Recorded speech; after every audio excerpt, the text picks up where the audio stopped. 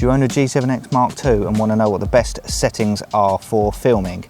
Well, I'm going to go through the settings that I use on my camera right now. I can't guarantee they're the best settings, but if you've seen any of my vlogs and like the quality of the content I am producing, then stay tuned to find out how I do it. Hey yo guys, Marlon King here. I make videos about consumer technology and camera gear, so if that's your bag, consider subscribing. In today's video, I got asked by Nate the Kid what the best settings were for the Canon G7X Mark II. Now, I can't guarantee what the best settings are, but I can definitely show you the settings I use. Now, it's worth noting I also use a second camera, the Sony A6500. Now, I mainly use that for my indoor shooting. I use it on a tripod, and that's great for my low light situations. However, when I'm out and about, run and gun style, I generally use the G7X. It's really portable, and most of my travel vlogs are being shot on it. So without further ado, let's jump into the settings. And just one note before I do that, one of the most crucial things about this camera is its focus system. Now, it doesn't have the dual pixel autofocus like some of the DSLR Canon cameras have. Instead, what you have to make sure you do, and it's imperative, and that is you need to hold the shutter down before you start filming and let it focus in on you. If you do that, then your shots in general stay in focus. If you don't do that and you start hitting record, it's generally quite difficult to sway the focus after it's recording. So really worth mentioning that. And also another note and tip I found is try not to shoot with trees in the background, because in general any slight movement, they take up so much of the screen that it loses focus on your face, even if your face is highlighted. So now let's go into the camera settings. Right, let's go into the menu system. Right, there's not too many things to change in here, so I'll just quickly whip you through them. On page 1, first thing to note is I do take my photos in RAW and JPEG, just to make it easier to edit in the future. I also leave the image review turned on just so I can quickly have a look. Reverse display, so when I flip it, it does come in handy to see what's going on at the right way round. Nothing to change here. Worth noting, I have set up my face so it detects me when vlogging, just makes autofocus a little bit easier. And with the autofocus, I do have face tracking turned on, so again, for vlogging, it's the best setting to have. On here, you'll note I've got autofocus and manual focus turned off. I generally don't use manual focus because I'm vlogging, filming myself, so I don't really have time to manual focus whilst filming myself. So I just trust the camera, and in general, it does a pretty good job. Let's go here. So these are the image stabilization settings. I've got it in continuous, and here you've kind of got low, standard and high. I leave it in standard.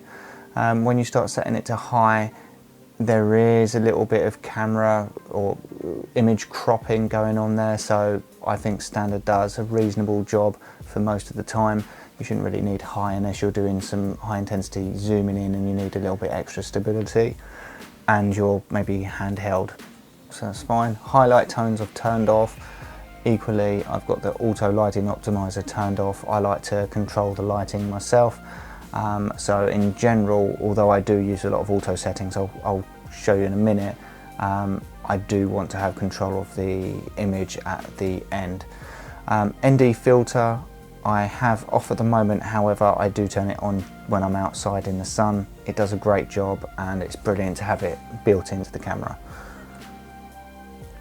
White balance, so you can see this evening the sun's just kind of gone behind the houses and I've been using this white balance setting, but in general I'll switch it according to the location and how I'm filming. And you can see I'm using a custom picture style. I'll go through those settings in a second. The other thing to note, yeah, I use these all in auto, but this is quite an important one, the auto slow shutter. If you turn it on, the camera's going to reduce the frame rate to try and let in a little bit more light and brighten up the screen, or no, brighten up the image, sorry, but I turn that off. I'd much rather have the frame rate maintained and the scene stay darker. That's the best way to do it in my mind, so that's how I'd recommend you do it as well. And you'll notice in general I film in the 59.9 frames per second or 60 frames per second. That allows me to slow it down if I choose to in post to get a little bit of slow motion.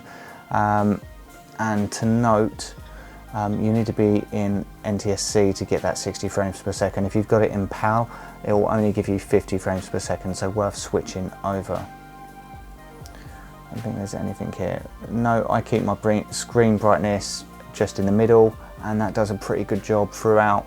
In fairness, even in that middle setting, it's so much brighter and more useful than my Sony A6500. The screen on this camera is just great, really. So, and I believe that's it for the menu system.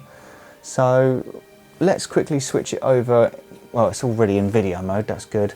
So let's go through these settings here. So again, I use standard auto movie setting. For most location shooting, I find that does a pretty decent job. It handles the frame rate, the aperture settings, and I've also got it on auto ISO most of the time as well. Perfect for vlogging, and this camera just does a great job of it. It takes, you know, it saves me having to faff around at each location. I can just get on and start filming straight away. Yeah, I've gone through all of that side. So let's go into the picture profile. So you can see there's quite a few different profile settings here. If we look at some of these main ones here, we've got 344, 344, 244, 444. All of that is the sharpness settings. And if we go into my one, here, what you'll notice is, so we go down, sharpness strength 3. So a lot of those settings were set to 4. This is the overall sharpness. I've left that at 3. I don't want it to overly sharpen things, but I do want it to retain a bit of sharpness, so it saves me editing too much in post. Now, when it comes to the smaller values of sharpness, I've actually reduced this down. As you saw, most of those were 4. I've reduced it down to 2, and that just stops everything getting too pixelated and too over the top sharpened, and I find it just makes the footage a lot more usable. And equally with this one, the edges of those smaller detail and lower contrast areas, just by reducing that a little bit, I find it makes the image more usable. But the most notable change here is the contrast, and I've actually reduced that right away down. Most of the other settings leave it at 0, and the reason I do this is it just allows me to bring out more detail in post.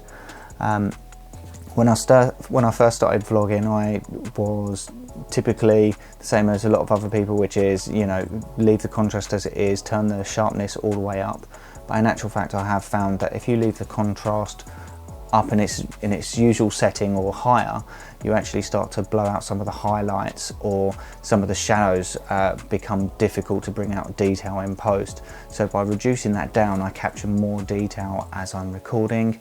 It may sound a little counterintuitive, but you just have to trust me on that one, and I find the results are pretty good. Actually, even on its lowest setting, there's still a fair amount of contrast in this camera, so I can still use the footage out the box without much editing, but it just gives me a little bit more flexibility. And I believe that's pretty much it. I leave this auto light optimizer turned off, as I said. I just find it, I don't want the camera mucking around with it. I'll much rather do that myself. I think that's it really. Just one thing to note: if you are taking footage inside and you're using indoor lighting, what I'll generally do is I'll go into manual mode, and from there I can adjust the settings. So if I'm indoors, I'll change my movie mode. What have we got? So I would generally change this down to 24 frames per second, which by slowing that down, I'm going to be letting in more light. I would then adjust this down to as close as possible, 50 frames per second there. The great thing with this camera is you can go pretty low depending on the zoom.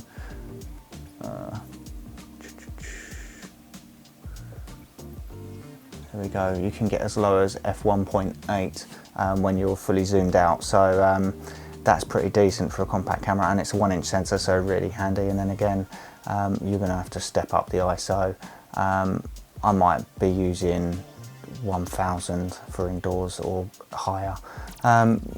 You just have to take what you need, really. And finally, after you've set all of that up, I'll go in and I'll change the white balance. Usually what I'll do is I'll use the Kelvin setting, and the reason for that is I use these Yunyo LED lights, and I can choose whether I'm using 5500 or 3200, so I can just adjust here however I need to match the indoor temperature of the lighting, and that pretty much is it. That'll set me up for a manual rig inside. But as I say, in general, this camera does such a good job with its auto shooting modes. For out and about, I just leave it in those default settings with those few minor menu tweaks. Right guys, I hope you found that helpful. If you have any questions about what I'm using or any settings on the other camera, don't forget to give me a shout in the comments below and I'll see what I can do. Hopefully I can help you out. Other than that, hope you have a great week, and I'll catch you soon, probably next week. Take it easy guys, peace.